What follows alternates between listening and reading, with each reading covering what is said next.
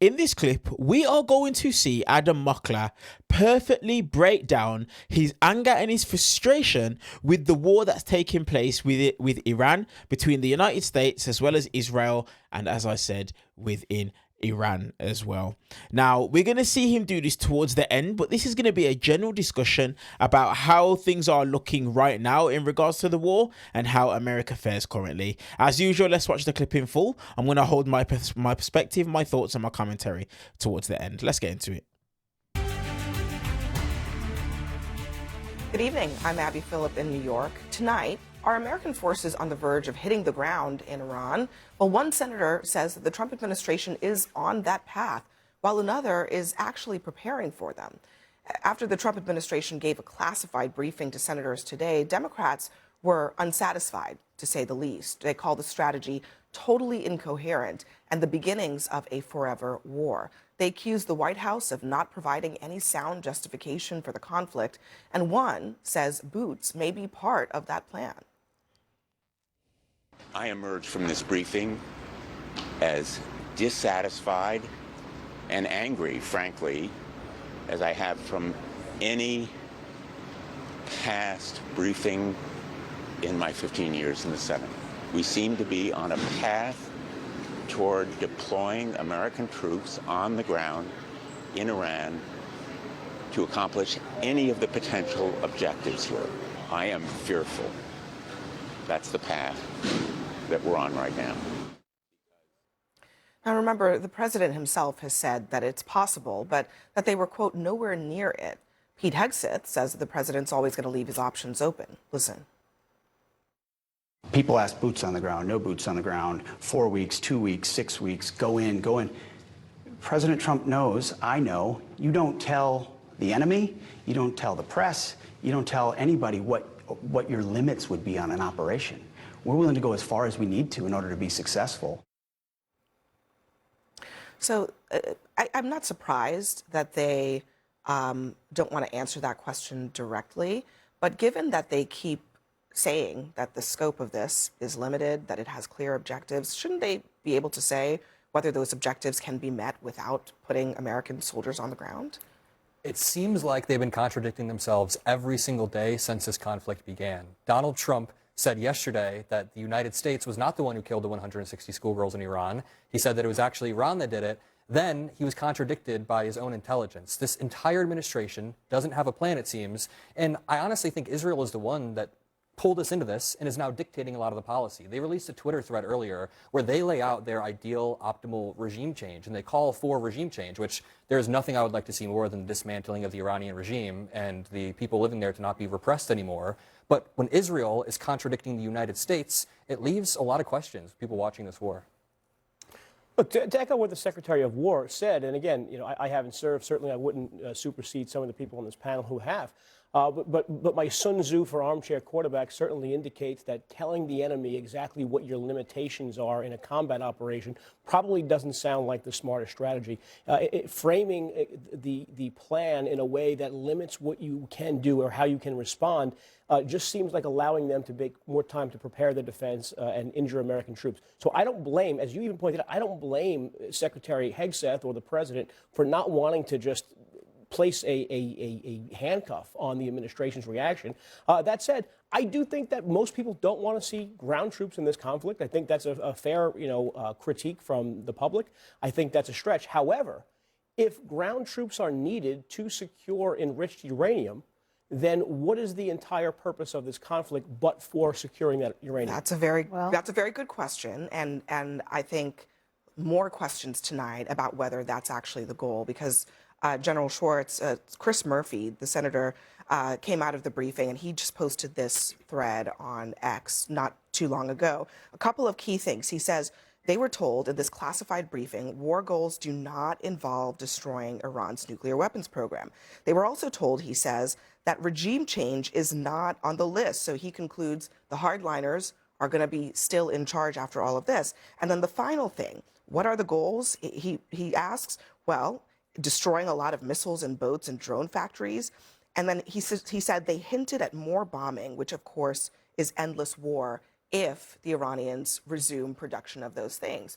So do you disagree with his conclusion that if all of those things, if those things are not on the table and they're just planning on bombing for now, and then they'll keep bombing if it resumes, we might never get out of this? That's a possibility, and I think certainly the objectives and the goal line has continued to slip since the outset of this campaign. And the fact that we're walking back now to say, or the administration's walking back based on what what was said in this briefing, that now getting security of the enriched uranium is not an objective, and their nuclear program is not an objective. I mean, that's a significant departure from the whole premise for why we decided to go to war after the negotiations, broke down and military operations started. So extremely difficult to do because you got to know where the heck And it's do you at. think that it would require boots on the ground to do that?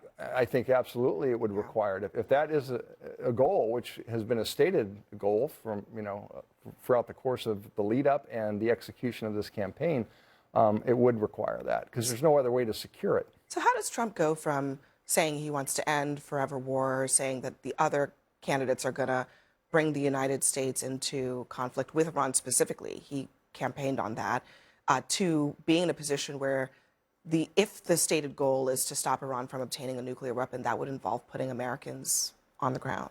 Well, I don't think this is a contradiction. He's always been very clear that Iran could never have a nuclear weapon. So I don't think this is a shock to anyone that he would be willing to take action in this way. And I would like to just provide some context here. I mean, there never is a good war or a bad peace, so I don't want to be glib, but I think what we've seen in the last 10 days is pretty astonishing. I mean, we've destroyed, according to some reports, 75% of Iranian missiles. We're looking at the number of missiles they're able to fire has decreased, I mean, dramatically from 130 to UAE to now just about 18 as of today, I believe. So I do think we're making progress, and I say it's been 10 days. Let's give it another 10 days and see where we are. I would acknowledge as well, though, I mean, Condoleezza Rice has warned that mission creep, if you will, was obviously a huge problem in Iraq where the goalpost changed. And so I think that's something the administration needs to be super cautious of.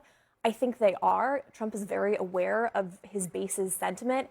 He doesn't want to get involved in an entangled foreign war. And I think what I would say, too, is the American people love to win. If you go back and you look at Desert Storm, and obviously you can speak to this much better than I mean, it was very successful. The amount of time they had troops on the ground for was days, not even weeks. And you look at Bush's ratings coming out of that, and he had an 89% approval rating. So the fact of the matter is we don't know how this is going to end. And if it is a month, I think that's going to be It's already been huge. much longer than Desert Storm. And it's also months, that's a different story. The conflicts that we've seen over the last 50 years. This is perhaps the most unpopular. The American people are already unhappy with this. And earlier this week, Caroline Leavitt, the press secretary, was asked about subscription and mandatory drafting. And here's what she said. Mothers out there are worried that we're going to have a draft, that they're going to see their sons get in and daughters get involved in this. What do you want to say about the president's plans for troops on the ground? As we know, it's been largely an air campaign up until now. It has been, and it will continue to be, and President Trump wisely does not remove options off of the table. To that, Marjorie Taylor Greene says, by the way, a bunch of psycho Republicans want to not only draft your sons, but your daughters too. Of course, there's like a Stephen Miller tweet that says, if you want your sons and daughters drafted and put as boots on the ground, go and vote for Kamala. Kamala will send your sons to war, he said. Yeah. Right. Literally. Look, if you are going to enter a war, and regardless of what they want to call it, we all have eyes, we all have ears, we all have reading comprehension. This is a war. If you are going to enter a war, if you're going to put American lives at risk, we now know that over 140 have been injured. We know 7 have died. We know there's been innocent civilians like schoolgirls in Iran that have lost their lives at a cost of $891 million a day. You've got to make the case to the American people. I have actually been surprised, and it's felt very impromptu to me. I have been surprised that there hasn't been a coherent message made by everybody in this administration. I've been surprised that one of the first to be singing off him was Marco Rubio, who was the one who said that it was Israel that led us into this war, which then had to be cleaned up. So no, they have not made the case. They keep changing what the objective is. Donald Trump told us the objective was regime change. Lindsey Graham was out there on TV today saying that if there is not regime change, this is not a win, that we did not win if there is not regime change. Lindsey Graham is probably not the best messenger for Republicans right now. I think the point is well made. To your point, let's just play a little bit of Lindsey Graham just to Joe's point here. We're going to blow the hell out of these people. We're going to unleash holy hell on them here any minute now. If somebody threatens me and my family multiple times in over 47 years, tries to hurt me and my family, I'm going to do something about it. Mr. President, unleash the American military with Israel on Hezbollah tonight. Finish these bastards off. They have American blood on their hands. I go back to South Carolina. I'm asking them to send their sons and daughters over to the Mideast. What I want you to do in the Mideast, our friends in Saudi Arabia and other places, step forward and say, this is my fight too. I join America. You may say he's not a good messenger, but Lindsey Graham spends a hell of a lot of time on the phone and in person with Donald Trump, plays golf with him, and it goes on Fox to give him direct messages, speak to camera, and say, Mr. President, do this and that. And we know that Donald Trump listens to people like Lindsey Graham. I think he's already facing a lot of backlash, especially after the Wall Street Journal report that suggested he was the one to try and push Israel to then persuade Trump. I don't think people are happy with Lindsey Graham right now. Lindsey Graham is still talking every single day, and he's still beating. Oh, honey, he'll be dead. And listen, but I think it's so fascinating because back in the day, Trump used to call Lindsey Graham and his ilk warmongers. Yeah. He used to suggest that it was like Dick Cheney and Lindsey Graham and a cabal together. He now has Lindsey Graham in his ear every day. And I think that's what some people are worried about, is that the mission creep has already begun. Trump has already shifted from saying that he was anti-war to being very interested in doing whatever he thinks he needs to do. You want to know what makes me so angry listening to people like Lindsey Graham and listening to the $1 billion a day toll is that the neocon boomers surrounding Donald Trump are mortgaging my generation's future for another endless, maybe endless, but another very expensive Middle Eastern war. We tried this with Iraq. We tried this with Afghanistan. It left us in trillions and trillions of dollars in debt. We pay $1 trillion per year just on the interest for our debt. This is amassing, and it's going to affect my generations for decades to come, because the old people know they can start wars because young people don't have the power to stop them. So the old people make us foot the bill. And you know what I don't like the most out of all this is the gaslighting. They say that it's fiscally irresponsible for us to invest in healthcare, for us to invest at home and my generation in the future. The Affordable Care Act subsidies that they were arguing over were $50 billion. $50 billion, and they've already asked for $50 billion. So there's just I can see. Yeah. I am, from the wing of the party that doesn't ascribe to the Lindsey Graham, let's root and toot and shooting kind of stuff. Like I just don't believe that. But the thing he said that we didn't put on the TV screen, and I think is very accurate, is that you can't allow a regime that routinely chants death to America to have enriched uranium. You can't allow a regime that routinely and often and frequently. What if they don't get the enriched uranium, which it seems like they acknowledge it's a problem to lawmakers that they won't? In their acknowledgement, they're acknowledging that, number one, the bombing raid last year wasn't complete, that the JCPOA was moot, that this country has continuously sought to enrich uranium for weapons purposes over the last 40 years. You cannot let the JCPOA was I'm talking. You let this country exist for 40 years where they routinely empowered and financed their proxies to attack innocent civilians in the entire region. You cannot let this country have a nuclear war. That is the moral justification of the war. Sure. Maybe Lindsey Graham shouldn't be. If they don't actually accomplish that objective, then what's the point? That should be the objective. I think that's really where we are. I agree that they shouldn't have nuclear weapons, but it just bothers me that 8 months ago they named this the 12-day war.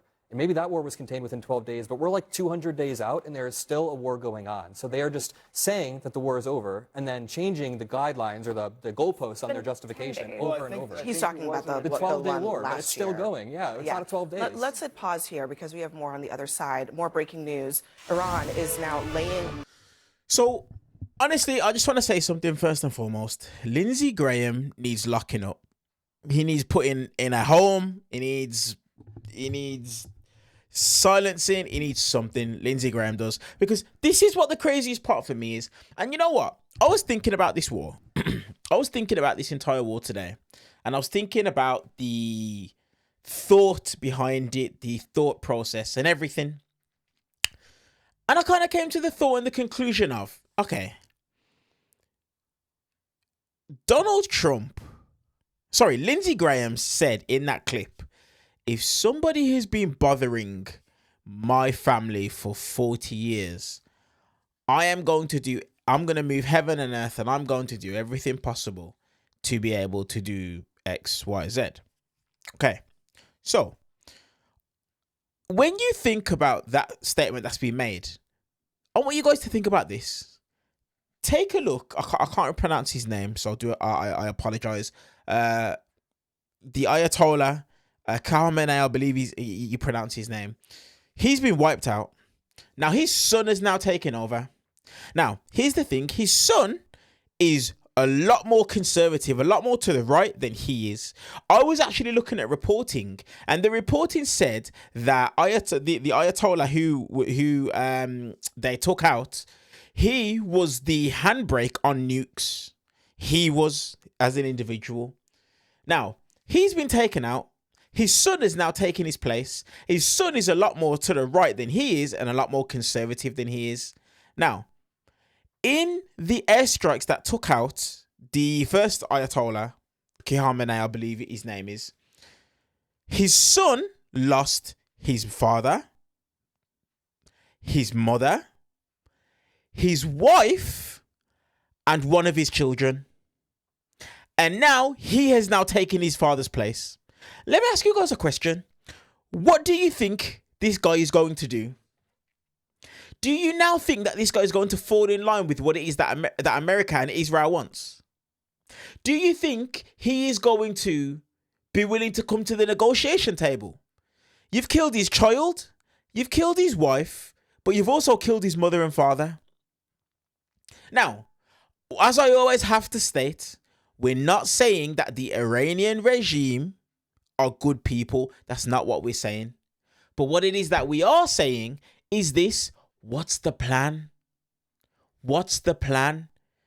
Because if, I believe Senator Chris Murphy, if what it is that he says is true and regime change is not part of the plan, then all you've done is you've basically made it so that Iran are now going to go so much harder than everything that it is that they've done previously.